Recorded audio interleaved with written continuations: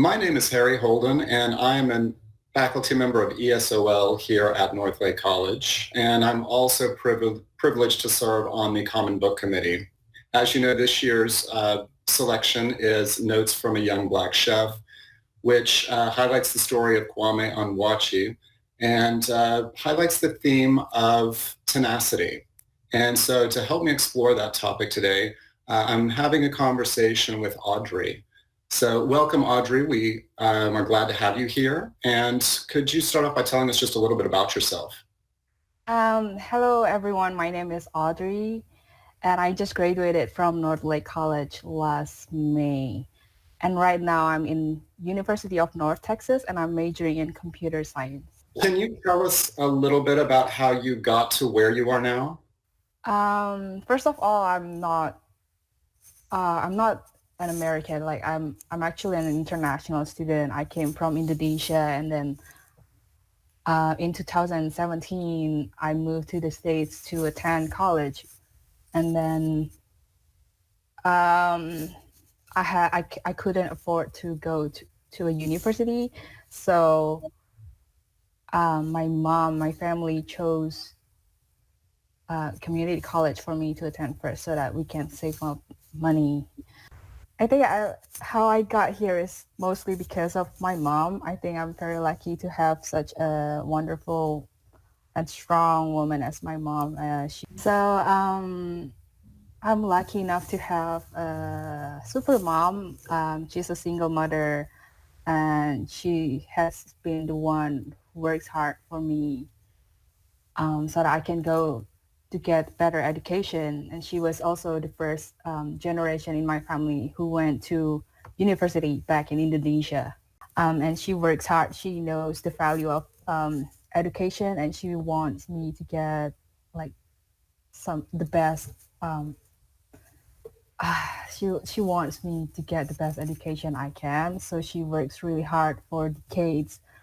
Um, she has to work away from me. She has to basically she sacrifices a lot just so I can go to school in the States, where education is better than the one in Indonesia. And then with her sacrifices, um, and a lot of expectations that she had on me, I felt like I'm obligated, not just obligated, but like I wanted to pay homage to her. And so I looked for a scholarship. I had to look for, basically when I came to America, that's the first time my survival instinct like really had an awakening.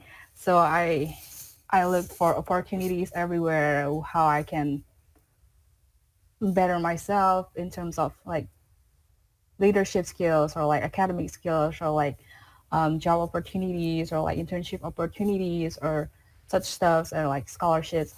So when I the time I spend in college mostly is me like hustling through school so that I can get scholarships to pay most of my tuition in Northlake College, and then the one in UNT right now.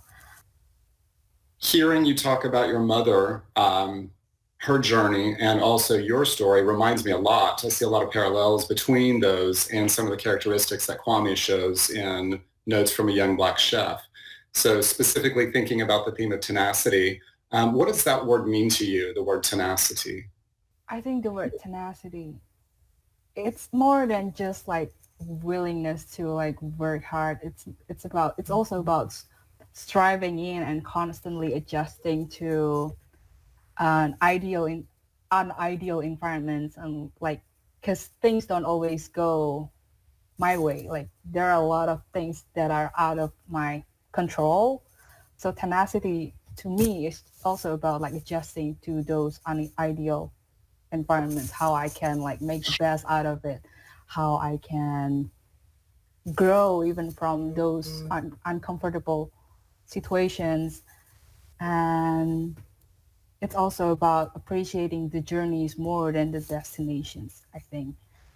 Because even with tenacity, you cannot achieve what you initially want out of your learning experience, but I feel like the learning itself should be the point. I'm kind of curious because as an ESOL instructor, I'm always in awe of students who come from other countries and can simply express their ideas in English, especially as eloquently as you do. So I wonder if, as part of your experience, could you tell us a little bit what it was like when you first arrived in the United States? I mean, did you attend high school here? If so, what No. was your first day? So I graduated from high school in Indonesia. So when I came here in the United States, um, I was 18. I was 18, 17 or 18, 18, and my English was not this good. Like I wasn't this confident with my English, and I had a lot of um, self-consciousness, and even until now. But back then, it was way worse. Like I would be very conscious about my accent, and then like how I talk and how people would perceive me. I had social and kind of mild, not really mild, like social anxiety. Like Mhm. I had troubles like going to public, like, and then like speaking in front of people or like trying to make new friends. So I had quite some time to adjust myself to the culture and like environment in here. But then I also knew that if I don't challenge myself, if I don't try to get out, like if I don't try to learn and like improve myself, I will not get any better. So how can I do that? I thought to myself, and then I also asked like advisors at Northlake College, and like they encouraged me to join organizations to be active in like clubs or like um, community in the student community. So and one of the organizations that they mentioned was PDK or like Pi Delta Kappa, if you know them. So the first time I joined, I was very shy. I attended their first general meeting, but I was also interested in being active because they had a lot of cool projects, and also some of the causes that they were going for were very personal to me. So I decided to run for the chair position. So at that time, I ran for the chair of Honors in Action Committee, and that's the very first step. I think that's like my giant leap of faith, is that to take that very first step, being at the chair of Honors in Action, because everything else came after that. I started to improve my public speaking skills because I had to lead a meeting. I had to present in front of people. I had to promote my chapter. I had to promote my club so that I could recruit members or like have people come to my events. So I feel like I improved a lot from there. I gained more confidence in my English and my social skills and in my leadership skills. And then after that, I also thought how else can I improve myself? I thought I was ready to take a bigger challenge or like responsibility. So I ran for president of the chapter. And the thing that came after that was did not go very well. I know Really? that's the part where I thought to myself, it cannot always go like my way. Like there are a lot of things that are out of my control. I cannot control people, and there were some instances that um, I tried my best, but people are like built differently. Like it's a team with a lot of people with a lot of different backgrounds, a lot of different cultures, and like many other point of views, and then also influences from outside. Mhm. So there were like at that time I couldn't have like any control over some of the things that happened, and it kind of in some way it kind of affected my whole like plan for that year, because I was supposed to like grade it. I was supposed to stay in North Lake College only for 2 years, but I like extended my stay for another like 6 months because I thought I would have to lead the chapter for a year. But turned out it got put into recognition only status. So and also but at the same time I learned a lot from that experience. Well, it sounds to me like you faced clearly some challenges, especially in terms of how you imagined your trajectory going in terms of Mm-hmm. achieving your goals True. and achieving success. But I think like most of us, you realize, unfortunately, things don't always work out, as you mentioned Mm-hmm. earlier. So what kind of advice can you give other students who are facing these kinds of challenges in terms of, not getting frustrated and not giving up? What is it that we need to do to kind of find that tenacity that you've demonstrated? Well, what I did was I started stepping back for a while.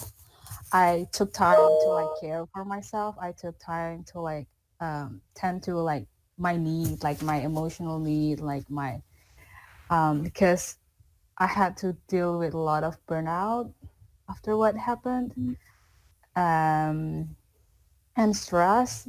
So the first thing that you have to do is take some time to like care for yourself. I think that's very important if you're trying to strive for the bigger goals. And then after that, you can try to like refocus yourself. Start thinking about like the smaller steps that you can take to like reach your goal. It doesn't have to be something that like extends to like for years. You can just like think about like to like after I wake up in the morning, what is the first thing that I can do that can lead me to like I don't have to like see that far. I just have to like look to what is in front of me. I think that kind of mindset like helps me a lot in like having to deal with burnout, but at the same time trying to achieve my other goals. And I'm really also, glad you said that because as a teacher, I've seen many times students who are so driven by the idea of time and deadlines. mhm, And so yeah, when they face minor setbacks, sometimes it can completely derail them. hmm, And so I think your advice is extremely wise that you have to allow yourself the freedom to take a step back and not hmm, lose sight of the ultimate goal just because you have this temporary minor setback. I think that's a really, yes. really important lesson. You've learned it earlier than most of us, I think. So based Yeah. on all this, how do you think those experiences, especially overcoming the obstacles, how has that prepared you for your current situation at the university? What I learned from all those were, um, well, things don't go my way, so I have to adjust myself like quickly now. So now I'm very good at adjusting myself, at adapting with changes. I've become more flexible with like other people's schedules as well, or like with other people's needs. And so it's not always me. So I've learned to adjust myself to other people. And then and the experience also taught me um, how to manage people, like how to, I don't want to say the word handle,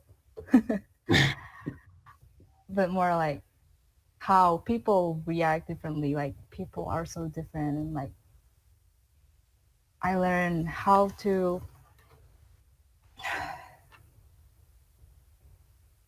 like think like them and like see what they see. I think, and then in a university setting, I think that's important to like improve like my leadership skill if I want to like go back into being involved in clubs, organizations, or like being active in class. So you Um, feel more prepared to do that now as a result of what you've been through. It's, it's interesting when you think about, or what you said about taking into account all of the other people's perspectives, especially in a leadership role. Again, kind of thinking about our common book and Kwame, he talks about being different Kwames in different situations. because he knows different people have different expectations. Do you ever find yourself kind of adjusting the way that you communicate or behave because of that? Oh yeah, like um, like back then in my PDK or in my Faces of Homelessness comedy, I know like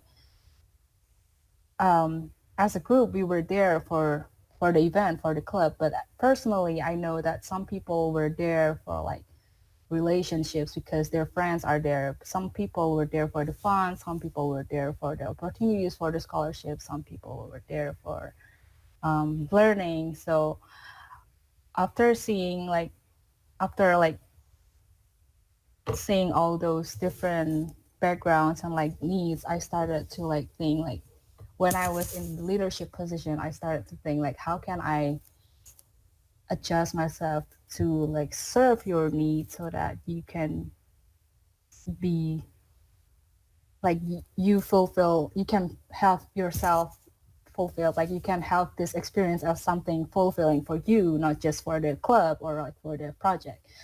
So So like you were kind of like a chef in the restaurant as the leader yeah, of yeah, this yeah, particular organization. yeah. Yeah. So Audrey, not to put too much pressure on you in terms of setting those goals and things like that, but can you tell us a little bit about what your plans are for the future after you finish university? After university, I plan to like get internship probably like for 2 or 3 years because that's like how long the the OPTs are for international students usually. And after that, if I get the working visa, I might work here and pursue a career in computer science. If not, I might move to like other countries to work there. Maybe going back to Indonesia. I'm still not. I don't Yeah. know, but like yeah, there are a lot of possibilities. Indeed, a lot of possibilities. And it sounds like you definitely have the tenacity to make the best out of all of the opportunities that are available to you. So I want to thank you very much for sharing your time and sharing your story with us as part of Oh, our you're community welcome. series. And on behalf of Northlake, we're just really proud to see all of our graduates move on and go on to achieve their goals, as I'm sure you will do. So Thank best you. of luck to you, and thank you so much for joining us, Audrey. Oh, you're welcome. Thank you.